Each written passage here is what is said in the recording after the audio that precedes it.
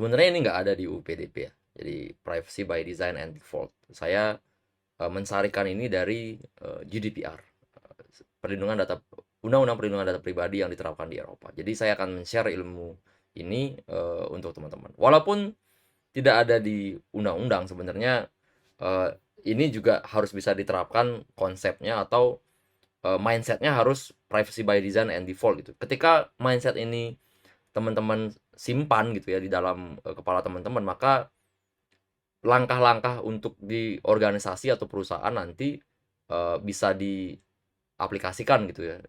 Teman-teman akan membuat apa memikirkan konsep-konsep ini gitu. Jadi setiap langkah-langkah di perusahaan sebagai DPO akan dipikirkan di konsep ini gitu.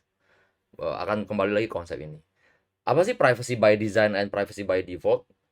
Jadi sebenarnya term ini itu muncul di di GDPR dan meminta bahwa harus memakai konsep ini gitu ya, privacy by design and default untuk mengamankan datanya gitu. Apa sih privacy by design by default?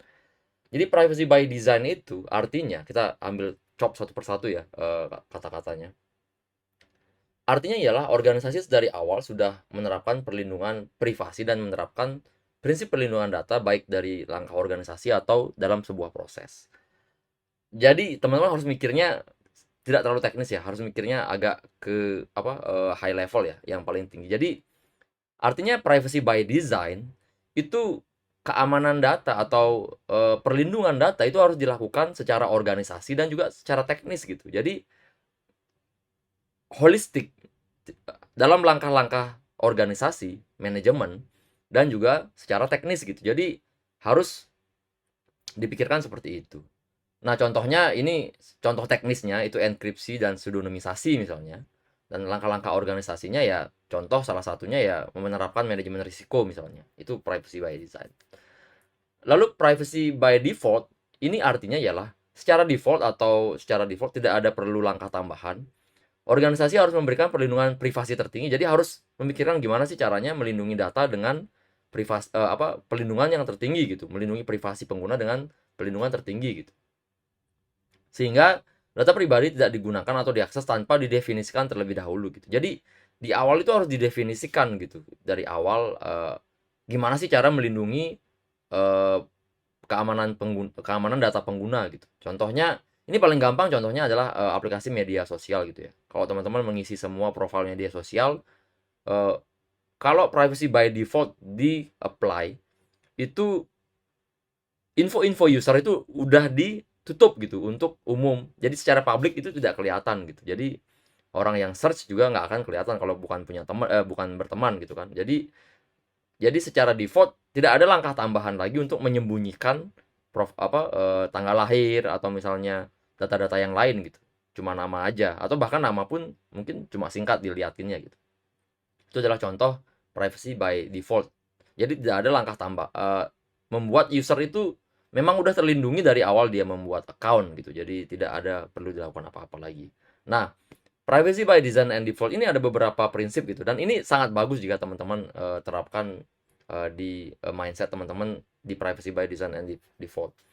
Prinsip ini secara eksplisit itu tidak di seperti yang saya bilang tadi tidak ada di UU PDP gitu. Hanya ada di GDPR dan praktek wajib untuk mengamankan datanya di GDPR.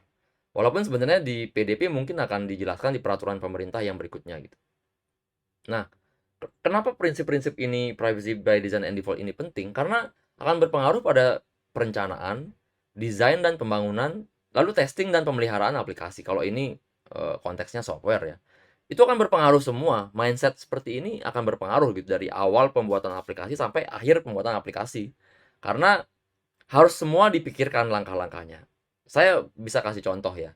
Kalau di perencanaan itu memikirkan tentang keamanan datanya, itu privacy by design itu sudah menerapkan keamanan data gitu ya. Maka arsitekturnya harus yang terkait sama data pribadi itu harus aman gitu, harus ada teknologi-teknologi yang mengamankan gitu kan. Contohnya ketika di development ada juga contohnya safe code misalnya harus melakukan safe coding gitu kan untuk agar tidak terjadi akses yang gampang ditembus oleh SQL injection misalnya kan itu harus melakukan safe code dan sebagainya gitu ya.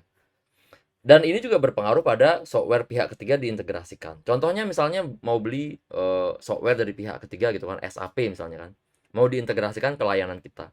Harus dipikirin itu gimana integrasinya dengan aman gitu, antara pihak ketiga software-nya dengan software kita gitu. Harus dipikirin apakah nanti ada celah untuk, malah mengakses data pribadi secara ilegal gitu. Jadi mindset ini akan berpengaruh pada banyak hal gitu.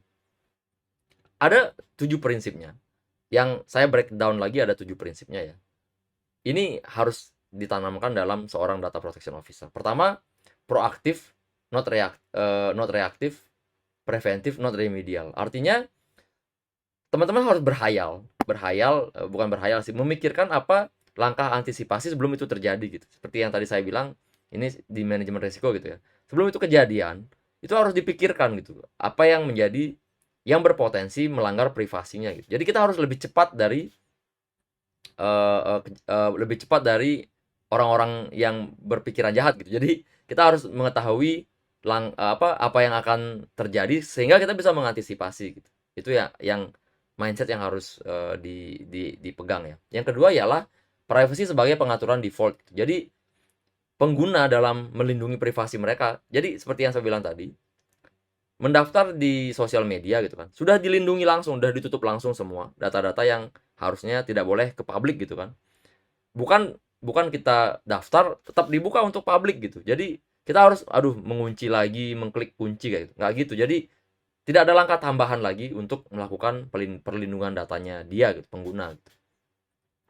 Lalu berikutnya privacy embed ke sistem. Nah, ini seperti yang saya bilang tadi, secara infrastruktur, secara organisasi itu harus sudah dipikirin gitu.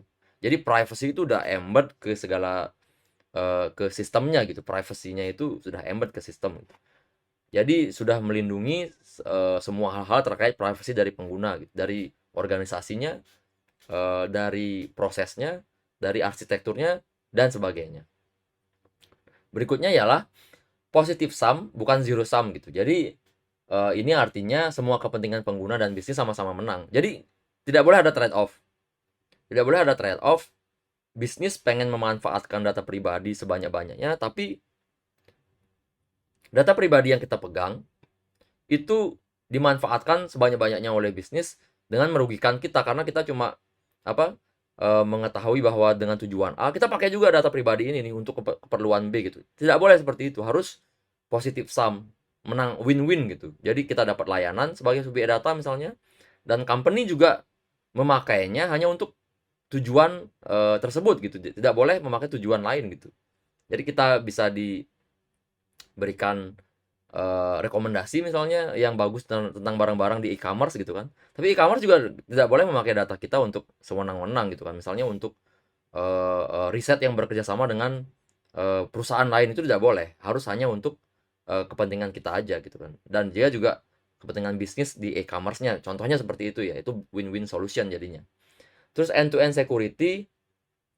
Nah, ini juga pengamanan ketat pada proses dari hulu ke hilir. Jadi dari awal, misalnya ini di konteksnya dalam pembuatan aplikasi, di awal sampai akhir itu harus dipikirin gitu, security-nya apa gitu yang akan ditaruh di masing-masing proses gitu. Berikutnya ialah visibilitas dan transparansi, dan ini harus di praktek bisnis dan teknologinya itu harus dijelaskan gitu ya, sesuai dengan janjinya gitu. Jadi kalau misalnya data saya di-profiling dengan teknologi ini gitu kan, harus memang itu saja gitu, nggak boleh, harus transparan gitu apa yang dilakukan dengan data pribadinya gitu. Nggak boleh ada hal lain yang ditutup-tutupi gitu, dan itu bisa diverifikasi. Ini yang agak menarik ya, karena di Indonesia belum ada audit algoritma misalnya kan. Karena mungkin saja kita diberikan ada diskriminasi algoritma misalnya, hanya orang-orang tertentu yang diberikan diskon misalnya gitu ya. Jadi contohnya seperti itu. Jadi kita sebagai DPO harus memastikan bahwa kita transparan kepada pengguna gitu. Jadi gimana caranya harus tetap transparan kepada pengguna. Tidak ada yang ditutup-tutupin gitu. Terus berikutnya ialah respect pada privasi pengguna gitu. Jadi kita harus selalu mikir user centris gitu. Jadi karena yang punya data pribadi itu adalah pengguna, jadi kita harus mikir selalu apa dampaknya kepada pengguna gitu.